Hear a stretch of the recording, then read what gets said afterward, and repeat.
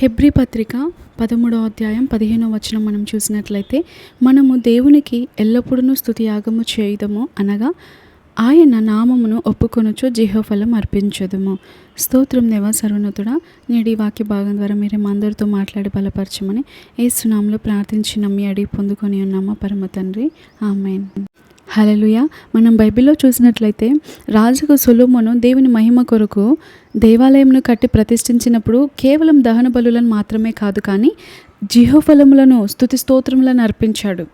అక్కడ మనం చూసినట్లయితే రాజుల మొదటి గ్రంథము 8వ అధ్యాయంలో మనం చూస్తే, తాను చేసిన వాగ్దానం అంతటిని బట్టి ఇశ్రాయేలీయులకు తన జనులకు నెమ్మది దయచేసిన యెహోవాకు స్తోత్రము కలిగి ఉండును గాక.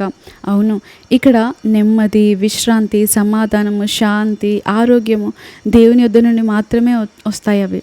అవి దేవుడిచ్చే గొప్ప ఆశీర్వాదాలు. మనమైతే ఆశీర్వాదం అనగానే మనకు శాలరీ ఇంక్రిమెంటో, లేకపోతే ఏదైనా వెహికల్ కొనుక్కోవడమో, ఇల్లు కొనుక్కోవడమో, లేకపోతే వివాహం జరగడమో, లేకపోతే గర్భఫలం రావడమో, ఏదైనా ఉద్యోగం రావడమో, అవే ఆశీర్వాదాలు అనుకుంటాం. కానీ దేవుడిచ్చే ఆరోగ్యం కూడా ఒక ఆశీర్వాదమే, దేవుడిచ్చే విశ్రాంతి కూడా ఒక ఆశీర్వాదమే, దేవుడిచ్చే నెమ్మది కూడా ఒక ఆశీర్వాదమే. మన ప్రతి అవయవం పనిచేస్తుంది అంటే ఆయన ఇస్తున్న శక్తిని బట్టి అది కూడా ఒక ఆశీర్వాదమే. అది కూడా లేక, ఆ ఆరోగ్యము లేక వారికి ఉన్న సంపదనంతా వెచ్చిస్తూ ఆరోగ్యాన్ని కొనుక్కోవడానికి హాస్పిటల్ బెడ్స్ పైన పడుకున్న వారు అనేక మంది ఉన్నారు. కానీ ఈరోజు మనం ఆరోగ్యంగా ఇంట్లోనే ఉండి విశ్రాంతితో, నెమ్మదితో ఆహారము తింటూ, నిద్రపోతూ, లేస్తున్నాము, మరో దినం చూడగలుగుతున్నాము అంటే, నడుస్తున్నాము, పని చేసుకోగలుగుతున్నాము అంటే ఆయన ఇస్తున్న ఆశీర్వాదాన్ని బట్టే. అంత మాత్రమే కాదు, ఆయన వాక్యం సెలవిస్తుంది, సమస్త జ్ఞానమునకు మించిన సమాధానం ఆయన మనకు అనుగ్రహిస్తాడంట. చూసారా, మనకు అనుదినము సమాధానం, విశ్రాంతి, నెమ్మది అనుగ్రహిస్తున్న ప్రభువును మనం ప్రతిరోజు హృదయపూర్వకంగా స్తుతించాలి. రాజుకు దావీదు దినములలో ఎన్నో యుద్ధాలు జరిగాయి, చాలామంది సైనికులు మరణించారు, విస్తారంగా రక్తం ఒలికించబడింది. అయితే సొలొమోను రాజ్యము సమాధాన రాజ్యంగా ఉంది. శత్రువులందరి చేతిలో నుండి ఇశ్రాయేలులు సంరక్షింపబడ్డారు. కారణం ఏంటి? వారు నెమ్మది కలిగి జీవించారు. కారణం ఏంటి? ఇశ్రాయేలు ప్రజల ఎడల దేవుడు చూపిన గొప్ప ప్రేమను సొలొమోను మరచిపోకుండా దేవునికి స్తుతులు చెల్లిస్తున్నాడు, కృతజ్ఞతలు చెల్లిస్తున్నాడు, మహిమగల దేవాలయంను కూడా కట్టించాడు. అయితే ఇక్కడ సొలొమోను దేవుని మహిమను దింపు మార్గం ఏదైనా ఉందా అని పరిశీలించినప్పుడు ఒక మార్గాన్ని కనుగొన్నాడు. అది దేవుని స్తుతించటే అసలైన మార్గం అని అతడు గుర్తించగలిగాడు. అందుకే గాయకులను నియమించాడు. వారు సన్నపు నార వస్త్రములను ధరించుకొని తాళములను, తంబూరలను, సితారలను చేతపట్టుకొని బలిపీఠమునకు తూర్పు దిక్కున నిలిచిరి. వారితో కూడా బూరలు ఊదు యాజకులు 120 మంది నిలిచిరి. ఇదంతా మనం దినవృత్తాంతంలో 2వ గ్రంథంలో 5వ అధ్యాయంలో మనం చదవగలుగుతాం. అక్కడ ఒక్క తంబూర ప్లే చేసేవారిని, ఒక్క బూర ఊదేవారిని, ఒక్క గాయకుడిని, ఒక్క గిటారిస్ట్ని అలా నియమించవచ్చు కదా. ఎందుకు అంతమందిని? 120 మంది యాజకులు అక్కడ నిలబడ్డారంట. ఎందుకంతమంది అంటే, ఐక్యతతో చేసే స్తుతి ఆరాధనలో ఎంతో శక్తి రిలీజ్ అవుతుంది. పరలోకం అంతా కూడా దేవుని సన్నిధి, దేవుని మహిమ, దేవుని ప్రసన్నత, దేవుని వెలుగు చేత నింపబడింది. ఎందుకో తెలుసా? అక్కడ వారు నిత్యము స్తుతిస్తూనే ఉన్నారు. అందుకే స్తుతించు చోట కన్నీరు ఉండదు, స్తుతించు చోట దుఃఖము నిలవలేదు. అందుకే పరలోకంలో ఎందుకంత సంతోషం అంటే, వారు నిత్యము దేవుని స్తుతిస్తూనే ఉంటారు. వారు అటువైపు కానీ ఇటువైపు కానీ బాధ, చింత, చీకు, అది గురించి దీని గురించి ఆలోచించరు. వాళ్ళు ఇంకా కేవలము నన్ను సృజించిన నా దేవుడు అంటూ ఆయన నిత్యము పరిశుద్ధుడు, పరిశుద్ధుడు, పరిశుద్ధుడని స్తుతిస్తూ ఉన్నారు. కాబట్టి వారు ఆ పరలోక రాజ్యంలో సంతోషంగా ఉన్నారు. పరలోక రాజ్యంలో దేవుని ప్రసన్నతను అనుభవించగలుగుతున్నారు. ఇక్కడ మనం చూసినట్లయితే, యెహోవా దయాళుడు, ఆయన కృప నిరంతరం ఉండునని వారు స్తోత్రం చెల్లిస్తున్నారు. అప్పుడు ఒక మేఘము యెహోవా మందిరము నిండా నిండెను. యెహోవా తేజస్సుతో మందిరము నిండుకొనగా సేవ చేయుటకు యాజకులు ఆ మేఘమున్న చోట నిలవలేకపోయిరి. చూసారా, మనం ఎప్పుడైతే ఆయనను స్తుతిస్తూ ఉంటామో దేవుని ప్రసన్నత దిగి వస్తుంది. దేవుడే స్వయంగా దిగి వస్తాడు. నేను దేవుని తెలుసుకున్న స్టార్టింగ్లో ఒక భక్తుడు, ఒక సేవకులు చెబుతుంటే నేను విన్నాను. పరలోక రాజ్యంలో 24 పెద్దలు, 4 జీవులు, శరాపములు, కెరూబులు, కోట్ల కొలది పరిశుద్ధులు, కోట్ల కొలది దేవదూతలు ఆయనను నిత్యము స్తుతిస్తూ పరిశుద్ధుడు, పరిశుద్ధుడు అని కొనియాడుతూ, స్తుతిస్తూ, గణపరుస్తూ ఉంటుండగా ఒకరోజు దేవుడు అక్కడ ఆ సింహాసనం మీద కనిపించలేదంట వారికి. అప్పుడు దూతలు మాట్లాడుకుంటూ ఉన్నారు, ఏమైంది, దేవుడు లేడు, ఇంకా రావట్లేడేంటి, ఇంత ఆలస్యం చేస్తున్నాడేంటి అని అడిగినప్పుడు అందులో ఒక ప్రధాన దూత ఇలా చెప్తాడు, అదే భూమి మీద దావీదనే భక్తుడు ఉన్నాడు కదా, ఆ భక్తుడు హృదయపూర్వకంగా తను దుఃఖ స్థితిలో నుండి, నలిగిన స్థితిలో నుండి హృదయ అంతరంగముతో దేవుని స్తుతిస్తూ ఉంటే, దేవుడు ఇక్కడ సింహాసనం మీద కూర్చొని ఉండబట్టలేక దావీదు యొద్దకు దేవుడు వెళ్ళిపోయాడు, అక్కడ దేవుడు ఉన్నాడు, అందుకే ఆలస్యం అవుతుంది అని చెప్పాడు ఆ భక్తుడు. అది ఎంతవరకు వాస్తవమో నాకు తెలియదు, కానీ నిజంగా స్తుతించే వారి యొద్దకు మాత్రం దేవుని సన్నిధి వస్తుంది, దేవుని ప్రసన్నత వస్తుంది, దేవుడు తానే స్వయంగా దిగి వస్తారు. దేవుడు వచ్చినప్పుడు కేవలం దేవుడు ఒక్కడే కాదు, దేవుని సన్నిధి వచ్చినప్పుడు దేవుని సన్నిధి మాత్రమే కాదు, దేవుని సన్నిధి మన మధ్యకి రావాలి అంటే దేవుడు వస్తేనే కదా ఆయన సన్నిధిని మనం అనుభవించగలుగుతాము. దేవునితో పాటు దేవుడు వచ్చినప్పుడు తన దూతలు కూడా మన యొద్దకు వస్తారు. దేవుడు ప్రతి ఒక్కరికి కొంతమంది దూతలను నియమించాడు. 2 దూతలైతే మనల్ని కాయడానికి నియమించారు. మనం ఏదైనా వాక్యం పలికితే అది నెరవేర్చడానికి దేవుడు నియమించాడు.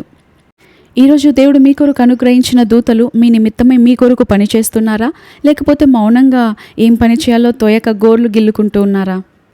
దేవుని యొక్క దూతలు మనం ఏది పలికితే అది వారు చెయ్యరు, కానీ దేవుని వాక్యాన్ని మనం ఎప్పుడైతే కన్ఫెస్ చేస్తామో మన నోటితో, ఎప్పుడైతే మనం పలుకుతామో అది మాత్రం వారు వింటారు. మన అన్ని మాటలు వారు విని నెరవేర్చరు, కానీ దేవుని యొక్క మాటలను రేమాని విడుదల చేసినప్పుడు వారు దాన్ని పట్టుకొని దాన్ని నెరవేరుస్తారు.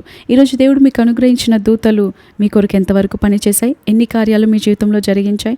ఒకవేళ జరిగించలేదు అంటే దేవుని చిత్తానుసారంగా ప్రార్థించడం ఎలా అని చాలామంది అడుగుతూ ఉంటారు. దేవుని వాక్యాన్ని ఎత్తిపెట్టి ప్రార్థించడమే దేవుని చిత్తానుసారమైన ప్రార్థన. ఈరోజు మీరు దేవుని వాక్యాన్ని ఎత్తిపెట్టి స్తుతించడం నేర్చుకోండి. దేవుని వాక్యాన్ని ఎత్తిపెట్టి పట్టుకొని హృదయంలో భద్రపరుచుకొని ప్రార్థిస్తున్నప్పుడు దాన్ని జ్ఞాపకం చేసుకుంటూ ఉండండి. అది మనకెంతో శక్తిని ఇస్తుంది, మనకు ధైర్యాన్ని ఇస్తుంది, మన విశ్వాసాన్ని పురిగొల్పుతుంది, ఇంకా ఎక్కువగా ప్రార్థించడానికి మనల్ని ప్రోత్సహిస్తుంది. మన యొక్క ప్రార్థన ఆత్మకు ఒక నూనె వలె ఇంకా వెలగడానికి ప్రార్థన నూనె వలె పనిచేస్తుంది వాక్యము. మనం బైబిల్ మొత్తంలో చదివినట్లయితే ఎవరు ఎక్కువ పెద్ద ప్రార్థన చేశారని చూస్తే సొలొమోన్ ఎప్పుడైతే దేవుని సన్నిధిలో ప్రార్థిస్తున్నాడో, స్తుతిస్తున్నాడో, ఆరాధిస్తున్నాడో, అక్కడ దేవుని సన్నిధి మేఘము వల్లే, అసలు ఒకరికొకరు కనబడనంతగా చిక్కటి మేఘము అక్కడ కమ్ముకోవడం మనం చూస్తూ ఉంటాము. ఈరోజు అటువంటి సన్నిధి, బలమైన ఆయన యొక్క సన్నిధి మనం కూడా కలిగి ఉండాలి, మన గృహంలో ఉండాలి, మనం మోసేవారిగా ఉండాలి అంటే మనం స్తుతించినప్పుడు మాత్రమే. సొలొమోను ఎప్పుడైతే ఈ రీతిగా స్తుతించాడో, ఈ రీతిగా దేవుని సన్నిధిలో గడిపాడో, అంత మాత్రమే కాదు, ఆయన 1000 దహన బలులను అర్పించాడో, ఆ రోజు రాత్రి దేవుడు తన కలలో దర్శనమిచ్చి నీకేం కావాలి అని అడుగుతాడు. ఈరోజు స్తుతించే మిమ్మల్ని కూడా దేవుడు విడిచిపెట్టడు, స్తుతించే మిమ్మల్ని కూడా దేవుడు మర్చిపోడు. దేవుడు మిమ్మల్ని కూడా అడుగుతున్నాడు ఈరోజు మీకేం కావాలి అని.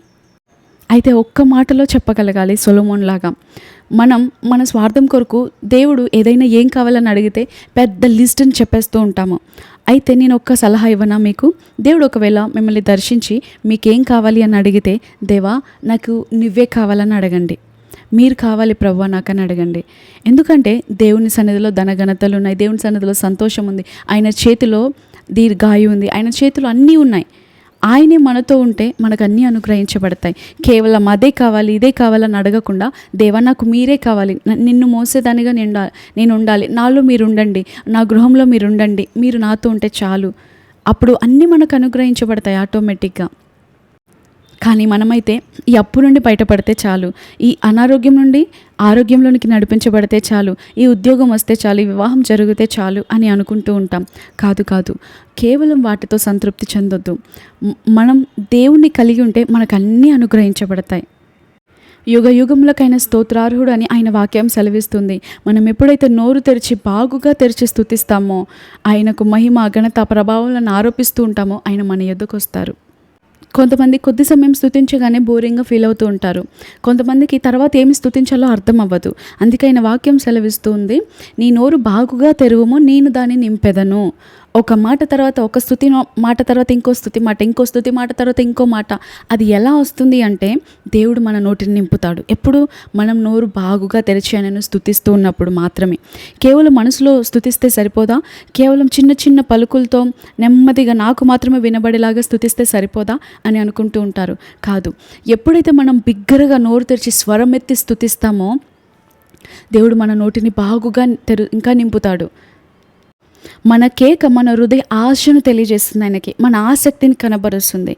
చూడండి, గుడ్డి బర్తలోమై ఎప్పుడైతే ఆయన కళ్ళు తెరవబడాలని యేసయ్యను పిలుస్తున్నాడో, ఎలా పిలుస్తున్నాడు? పక్కనున్న వారు నోరు మూయించాలని ఎంత ప్రయత్నించినా కూడా మరీ బిగ్గరగా కేకలు వేసి అద్భుతాన్ని స్వతంత్రించుకున్నాడు.